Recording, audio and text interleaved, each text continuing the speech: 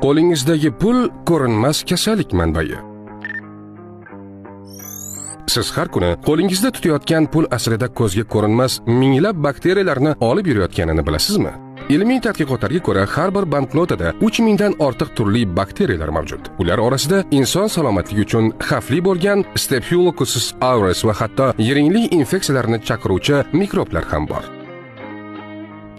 Bu bakteriyalar qanday yuqadi? Siz pulni ushlaysiz, qo'lingizni yuvmasdan ovqatlanasiz yoki yuzingizga tekkizasiz. Natijada mikroblar tanangizga kirib, turli kasalliklarni keltirib chiqaradi. Bilasizmi? Ichak infeksiyalari bakteriyalari pul sirtida 24 soatgacha yashay oladi. Pul bilan ishlagach, har doim qo'llarni sovun bilan yuving.